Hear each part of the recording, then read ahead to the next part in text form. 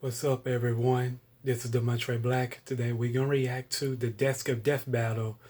That time Yoda killed everyone. Let's watch.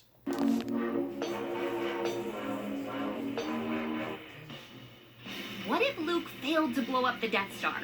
What if Leia turned to the dark side? What if Yoda was a psycho mass murderer? Yeah, sometimes what if stories are really great examples of what not to do with beloved characters.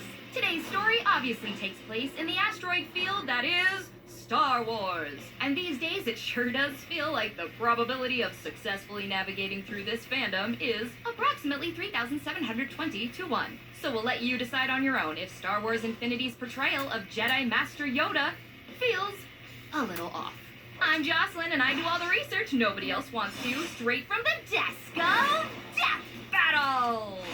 Yeah, so in this version of A New Hope, the proton torpedoes just don't work. For reasons. The rebellion has lost, and our heroes are suddenly in hot water. There isn't time! There never is! And they need to get out of there. We have important what-ifing to do after all. Unfortunately, Leia gets captured, because some things never change. And Luke ends up on Dagobah to begin his big boy Jedi training. There he meets Yoda, and a lot earlier than he did in Empire Strikes Back. But he's still the sage old Jedi we remember him being. Weird conman shtick and all. He's filled to the brim with life lessons, trains Luke in the Force, and touts all of that peace and understanding stuff. He doesn't even train Luke to use his lightsaber. In fact, at this point, Yoda has thrown his own lightsaber away. He's the model Jedi, exactly who we remember him to be, a hero with zero psychopathic tendencies.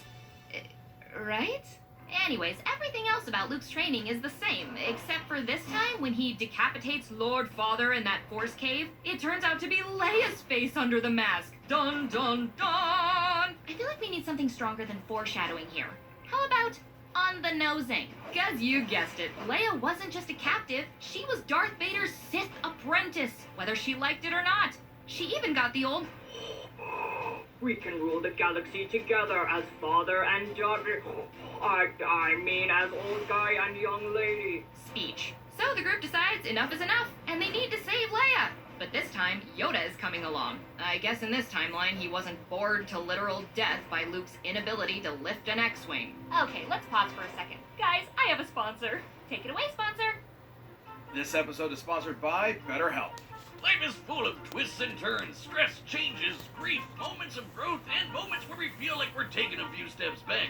And it's important to show up for yourself throughout all the struggles that life can bring.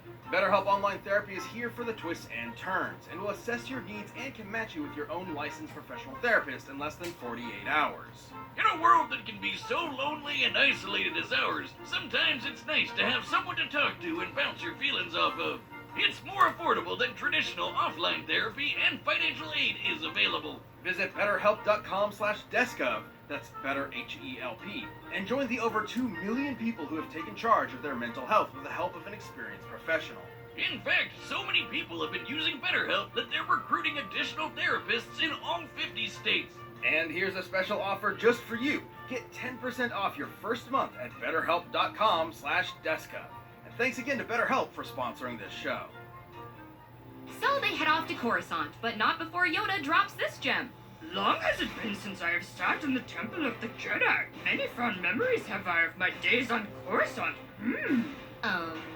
What? Didn't you watch, like, everyone you know die at the hands of a super obvious coup? This clone army came out of nowhere. Should we trust them with our lives? Yup, nothing suspicious about that. I mean, I guess Yoda was pretty different in his prequel days. The guy was kinda gung-ho on the Clone Wars, amongst some shady circumstances. But then he fails the Jedi, fails the Republic, and learns from his mistakes. That's how he becomes the peaceful and wise Yoda we meet in Empire. Right?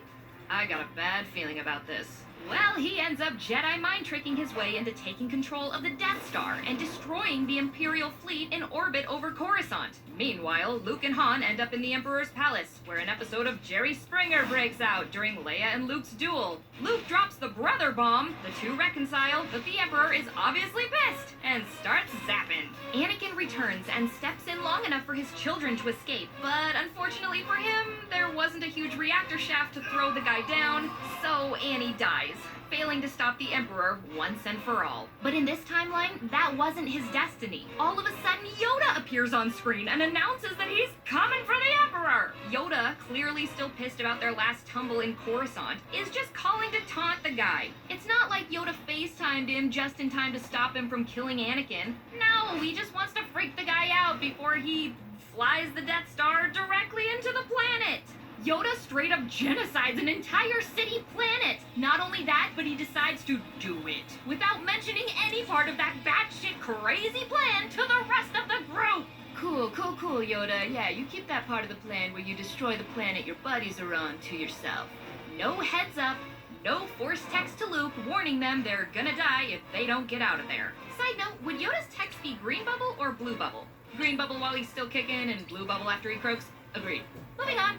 So yeah, this fun little what-if story really leans into a Yoda that did not process his grief very well. The war ends, some time passes, and Yoda is remembered as a hero for ending the Empire and the lives of so many people.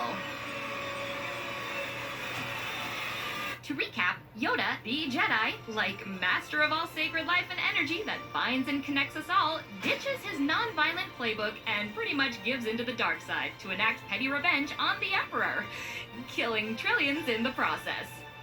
Yeah, that's pretty fucked up. Fun fact, all Death Battle members are 73.6% stronger and happier. So don't miss out on your chance to directly support the team by clicking that join button. And thanks for watching! If you liked the video, give it a thumbs up. I'll see you on my next reaction. This is the Montre Black. Peace.